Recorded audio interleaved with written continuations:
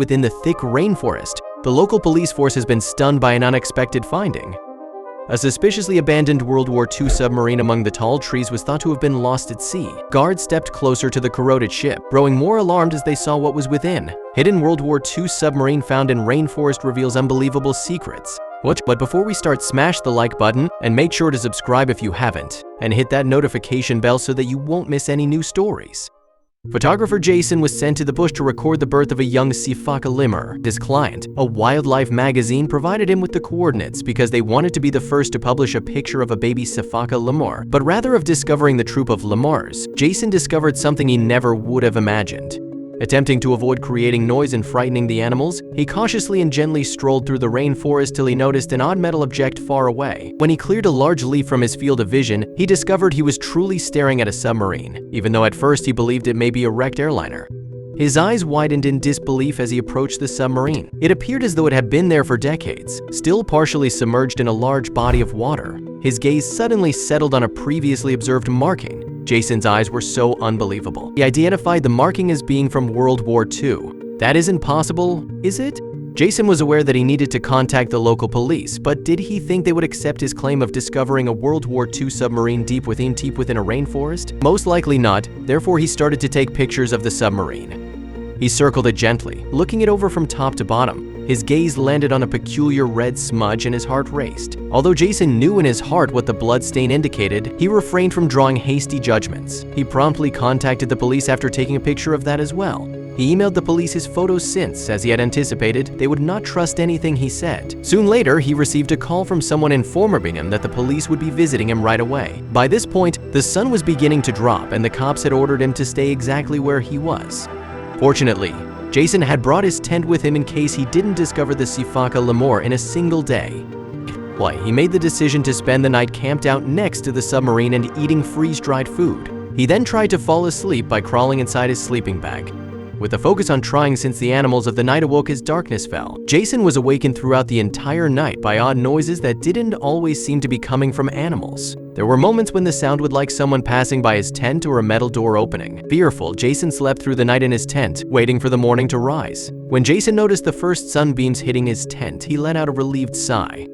His relief was short-lived as he hurried to his feet and turned to face the submarine. The submarine's main entrance had suddenly become wide open. Unable to contain his curiosity, Jason made the snap decision to board the submarine before the cops arrived.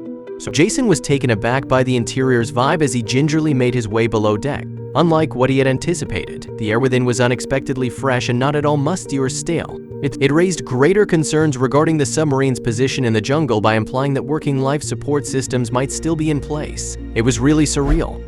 Jack took out his camera and started taking pictures of the enigmatic surroundings. His flashlight cast a soothing glow over the spooky chamber. He caught every little detail, including the dimly lighted hallways, the time-frozen control panels, the abandoned personal items, and the foreboding silence that pervaded the submarine. With every click of the camera, the unknown was captured and preserved for later analysis. Jason was startled to hear faint sounds coming from outside the submarine as he continued inside. Shit, he considered. Here the police were. Though he moved swiftly to get out of the submarine, his stomach fell as he did so. He was the target of every police officer's gun. Were they pulling him over? Jason tried. "I'm Jason, the one who called."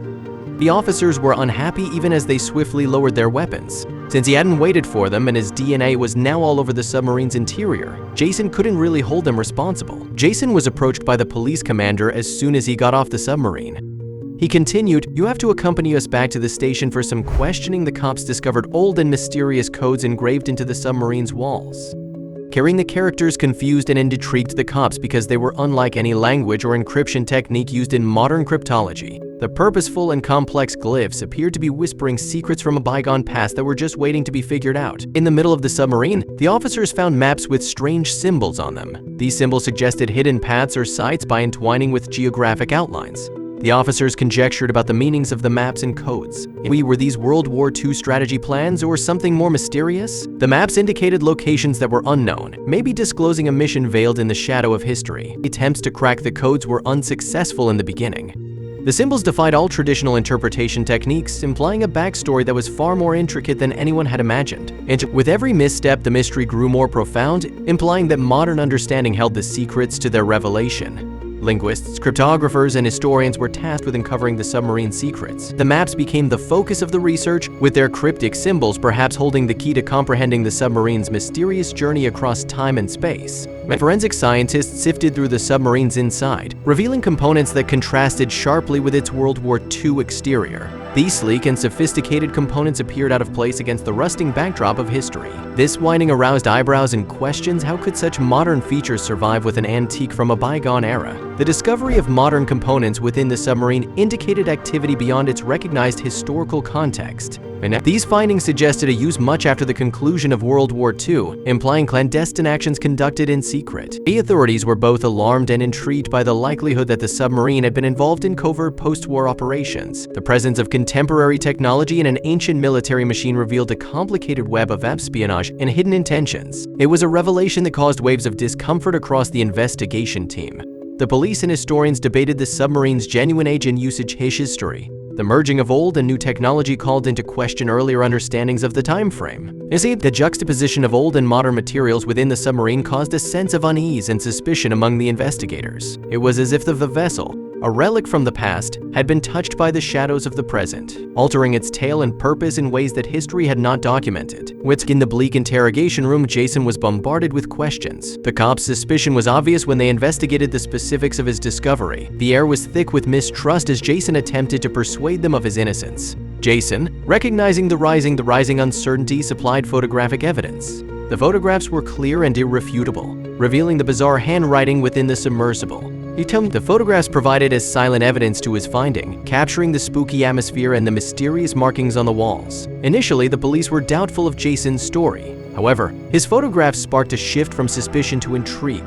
The peculiar writings and the submarine's unexpected location piqued their curiosity. The mystery intensified, and the police were reluctantly drawn into the conundrum that Jason had unknowingly revealed. After hours of questioning, the police released Jason, but with reservations.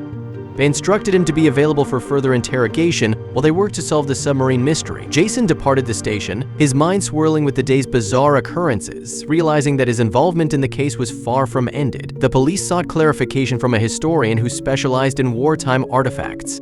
They watched carefully as the historian examined the photographs of the symbols. The historian recognized several symbols that corresponded to a group known for its clandestine actions throughout the war. However, he was surprised to see them here in such an unexpected setting. His revelations hinted to the submarine's unusual origins, implying a considerably more intricate history than a normal military relic. As the historian disclosed more about the symbols, his tone shifted. He hesitated, creating the appearance that he was holding back information. Each unveiled symbol and deciphered code brought them closer to understanding, but the overall tale eluded them. The historian's partial admissions left many questions unanswered, adding to the mystery of the submarine's trip through time. A diary belonging to an elderly sailor appeared among the submarine's treasures. Its worn pages described a covert mission that was not documented in any government logs. In the enigmatic but evocative entries detailed a secretive journey, indicating a goal as mysterious as the submarine's final resting spot in the Scherces and spot in the jungle. The diary hinted at rich cargo that was meticulously disguised and never meant to be discovered. These passages mentioned a burden of secrecy, implying that what the submarine carried was extremely important. The nature of this cargo was not directly divulged, but the sailor's cautious words made its significance clear.